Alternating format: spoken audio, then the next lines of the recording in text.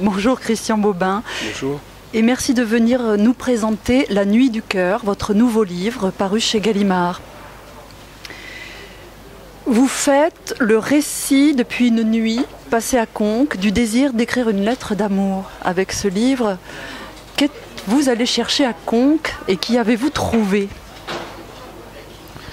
C'est une question qui embrasse la totalité du livre et presque la totalité de l'écriture en général. À dire vrai, je voulais juste revoir un lieu que j'avais connu mais trop vite, donc méconnu. Mais rien d'autre. Je ne suis pas parti en pensant qu'un livre, quelques mois après, naîtrait de ce voyage et de cette vision. Je pense que les plus belles choses qu'on puisse trouver sont celles qu'on n'a pas cherchées, qu'on n'a pas espérées, qui sont imprévues et qui bouleversent tout. Et ça a été le cas. C'est une chose difficile à dire, par contre, à préciser. Parce qu'il a fallu tout un livre pour ça, et c'est difficile de le faire tenir sur un petit fil sur un fil de parole.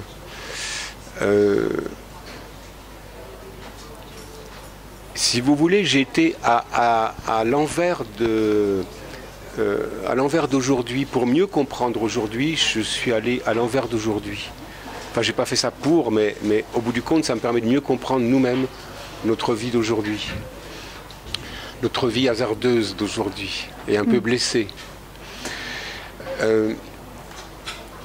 Nous sommes, et d'ailleurs en ce moment je me promène, grâce à vous, dans les tuyaux de cette dite nouvelle technologie, mais ça fait plus de 20 ans qu'on dit qu'elle est nouvelle, c'est comme le mot moderne, c'est un mot qui vieillit à force d'être cité depuis des dizaines d'années.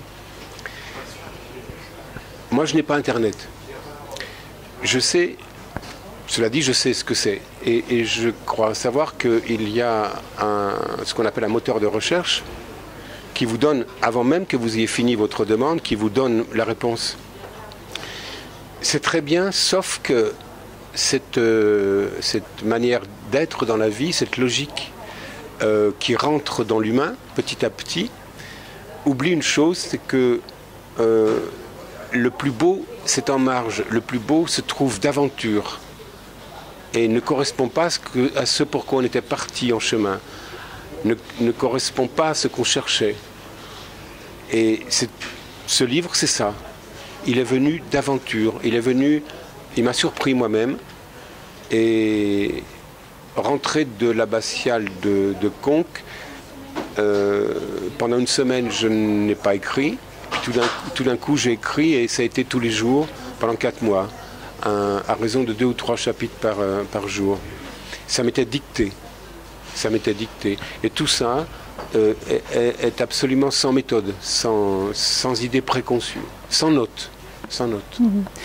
C'est un livre qui aussi pourrait toucher ce que vous appelez l'instant du franchissement. C'est une ode à cet instant du franchissement, au passage. On peut le formuler comme ça. C'est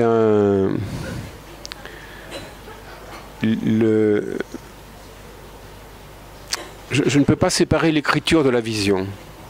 Pour voir, j'ai besoin de voir une première fois, c'est-à-dire que quelque chose me surprenne, qui n'était pas attendu. Et puis ensuite, j'ai besoin de l'écriture, parce que l'écriture confirme la vision et l'agrandit. Et il y a effectivement, avec l'écriture, un passage d'un monde à un autre monde qui est mêlé au premier, qui est mélangé au premier, mais que nous ne savons pas voir, que nous avons du mal à voir. L'écriture fait un travail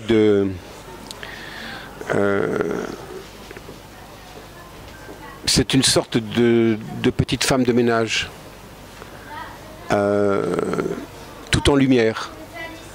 Et elle elle écarte ce que nous croyions connaître pour nous montrer tout cet inconnu qui nous entoure et qui est foncièrement bienveillant.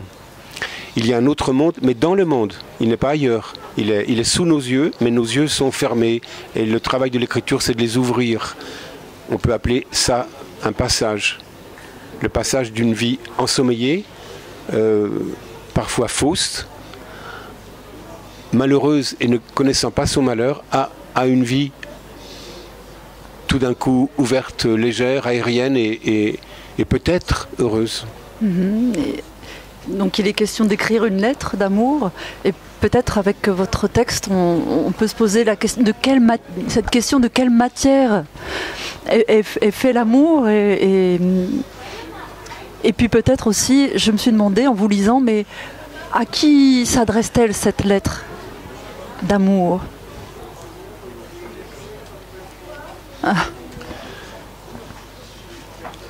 Est-ce qu'on... Le cheminement des lettres d'amour est beaucoup plus singulier que celui des étoiles. Les étoiles, on peut les mettre en équation, en chiffres. On peut aller envoyer vers elles des appareils pour les déranger. Mais une lettre d'amour, est-ce qu'on sait exactement... Est-ce que celui qui l'écrit sait exactement à qui elle est adressée? J'en suis pas sûr. J'en suis pas sûr. Elle vient de plus intelligent que moi. Elle vient de plus profond que moi. Elle vient de mon enfance, qui n'est pas tout à fait mon enfance, qui est la totalité de l'enfance, qui est la totalité océane de l'enfance, telle que nous la connaissons tous, toutes, telle que souvent nous la négligeons. Mais cette lettre, c'est ça, c'est comme une rumeur de l'infini qu'on porte dans le cœur. Et je ne sais pas à qui elle est adressée. On peut dire à qui voudra. À qui voudra. Merci beaucoup, Christian Bobin. Et pour terminer cet entretien, quel livre ou quel auteur aimeriez-vous partager avec vos lecteurs? Immédiatement, et jusqu'à la fin du monde, les livres de Jean-Marie Kerviche. Jean-Marie Kerviche est un gitan. Je connais deux gitans qui écrivent. Il y a Alexandre Romanès, qui dirige le cirque Romanès. Et puis il y a cet homme, Jean-Marie Kerviche, qui écrit des livres qui sont aussi nécessaires aujourd'hui pour nous que le pain ou que l'eau, et qui sont devenus même vitaux parce que, à son insu, c'était un homme qui avait un cœur solaire. Et à son insu, il a, sans rien connaître, en étant presque ignorant de tout langage, il a retrouvé et sans le chercher, il a retrouvé la parole de feu d'un François d'Assise. Si on veut savoir ce qu'on est en train de martyriser aujourd'hui, à savoir les nuages, à savoir les feuilles d'automne, à savoir les rivières, à savoir nous-mêmes au bout du compte, parce que nous sommes les enfants de tout ça. Si on veut savoir ce qu'on est en train de faire de monstrueux, et si on veut avoir une chance d'en sortir, il faut aller voir les livres et les ouvrir, les livres de Jean-Marie Kerviche, qui sont en prose, qui sont des saisies du réel, parce qu'il n'y a rien de réel que le cœur, et il y a, pendant des siècles et des millénaires, il y a eu très peu de séparation entre le cœur et la nature. Et aujourd'hui, on est au bord d'un divorce tragique.